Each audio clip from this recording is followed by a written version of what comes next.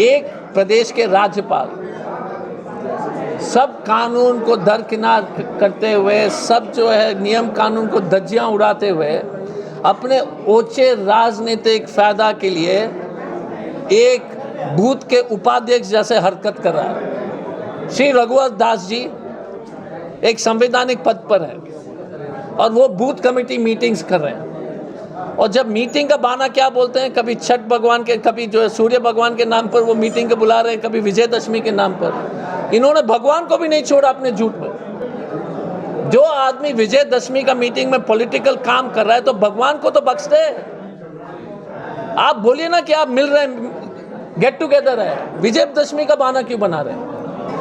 अगर देश के राष्ट्रपति द्रौपदी मुर्मू जी मयूरभंज जाकर के प्रचार करती तो क्या होता है इस देश में? अगर चंद्रचूड़ जी चीफ जस्टिस ऑफ इंडिया अगर बॉम्बे चले जाकर प्रचार करते, चुपचाप मीटिंग करते, तो इस देश का क्या होता?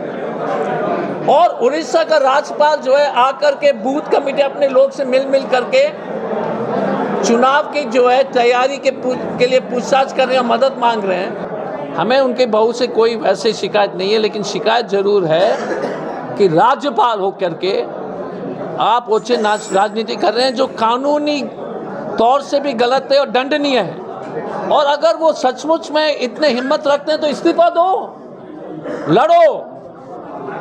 आप हमारे सामने आइए, इस्तीफा अभी भी टाइम है, 2 दिन।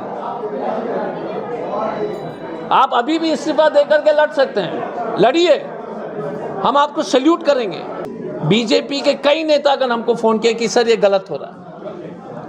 कांग्रेस के तो है ही, आरजेडी के तो है ही, कम्युनिस्ट के तो है ही, लेकिन बीजेपी के लोग भी दुखी हैं। हम इलेक्शन कमीशन को कंप्लेन कर चुके हैं, रिटर्निंग ऑफिसर को, chief electoral officer Ranchi, AICC से एक डेलीगेशन भी जाकर के इलेक्शन कमीशन से मुलाकात करेंगे।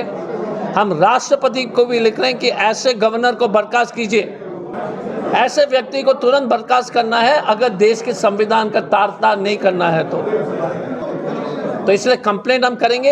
एक वीडियोग्राफर को हमने जो लगाया है, रघुवर दास जी के पीछे रहेंगे, क्योंकि ये देश की बात है, संविधान की बात है। मुझे लगता है कि पब्लिक की जो सपोर्ट है, हर चौक चौराहे पर ये लोग बोल रहे हैं कि इसे परिवारवाद से बचाइए। बोलते हैं कि यही आदमी परिवारवाद के बारे में बोलता था और पूरी तरह से परिवार में लिप्त है।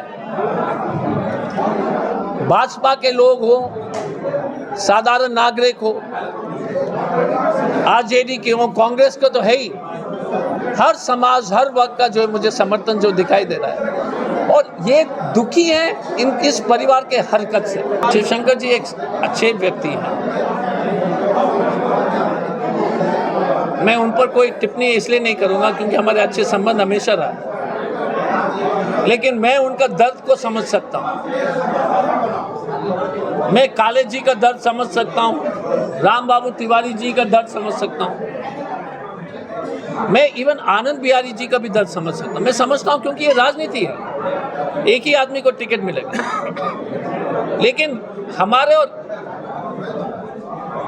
एक ऐसे प्रत्याशी को उतारा जिन्होंने कभी भाजपा का झंडा नहीं धोया, कभी दरी नहीं बिछाया, कभी भाषण नहीं दिया, कभी बीजेपी का कार्यक्रम नहीं अटेंड किया, तो पुराने लोग को तो दिल में तो लगता ही। धन्यवाद।